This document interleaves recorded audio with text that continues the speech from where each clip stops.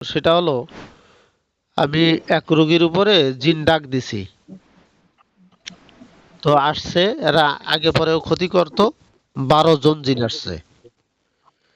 তো এদের কথাবার্তা এলোমেলো দেখা ওই ওরা আরো ক্ষতি করতে চায়, মানে অন্যায় অপরাধ অনেক করেছে, কতলের উপযুক্ত।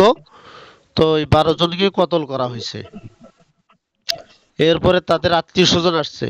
হ্যাঁ, ফয়েজি সাহেব শুনতেছেন তো? এদের আত্মীয় স্বজন আসছে। তো আত্মীয় স্বজন আসার পরে আমাকে ওমর শাহ হুজুর সহ কয়েকজন বললেন যে তাহলে এই করেন, অনেক আত্মীয় স্বজন আসছে, গুরুত্বপূর্ণ জিন আসছে, তো এদের বাদশাকে এনে একটা বিচের আচার মিটমাট করে দেন। তো বাদশাকে ডাকছি। ডাকার পরে ওই জিন তো, হে তো আর আমার দিকে টানবো না, হে তো জিনের দিকেই টানবো। এই বাদশা সে উলট পালট শুরু করছে, অনেক হুমকি দামকি আমাকে। পরে আমার গেল জিত চিতিয়া। কি করবো, ওই বাদশাকে পর্যন্ত কতল করে দিয়েছি। কতল করে দেওয়ার পরে এই রুগীদের আরো কয়েকজন আত্মীয় স্বজন বসা ছিল, সবার উপরে মানে যাকে যাকে আসতেছে, যাকে যাকে আসা শুরু। বাদশার আছে নাকি এমনি ছাড়বো, বাদশা সোজা কথা।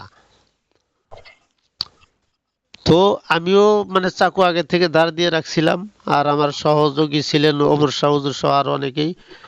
তো চাকু চালাইতে চালাইতে 1.5 লক্ষ জিন জবাই করা হয়েছে ওই মজলিসেই। জবাই করার পরে কিছু মুরব্বী জিন আসছে। মুরব্বী জিন আসিয়া পরে বলতেছে যে আপনি কি কি চান, আপনি কি সব ধ্বংস করে দেবেন, এ তো অসুবিধা, অনেক কথাবার্তা, যে আপনি দয়া করে আর চাকু চালায়েন না, আমাদের একজন বাদশা নিয়ে যুক্ত করে দেন। ঠিক আছে।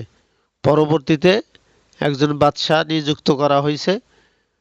তো এই কতল করাতে, হ্যাঁ ফয়েজি সাহেব আসেন না চলে গেছেন? ফয়েজি শাহ হুজুর, ফয়েজি সাহেব, কথা বোঝা যায়? আমার কথা বোঝা যায়? আমার কথা বোঝা যাচ্ছে?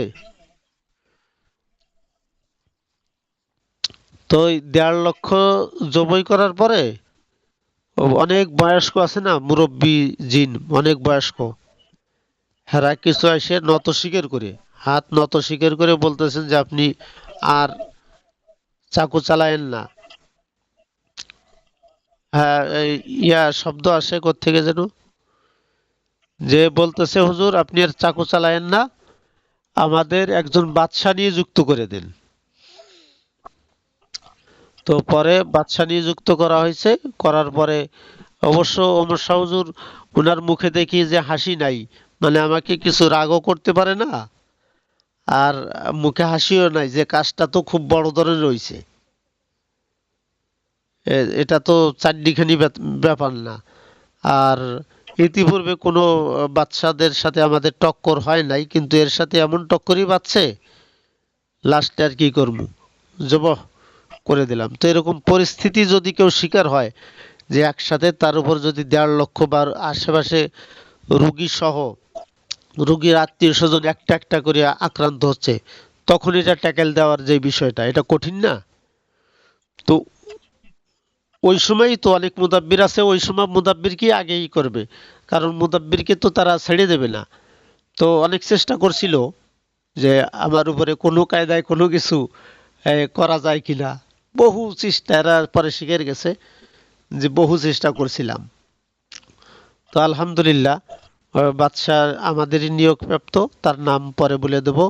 কারণ ওই আপাতত ওই বাদশারও আরো কিছু জিন শত্রু আছে, তো এটা প্রকাশ করতে নিষেধ করছে। তারও কেউ তো চাইবো না, তার শত্রুপক্ষ তো চাইবো না সে বাদশা হয়ে যাক।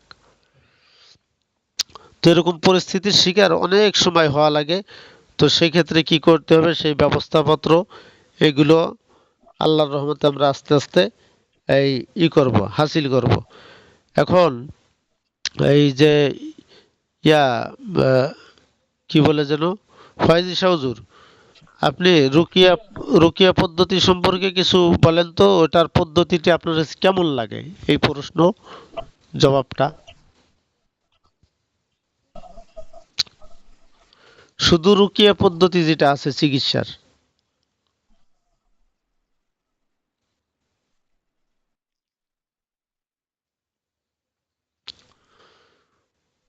কোনো কায়দায়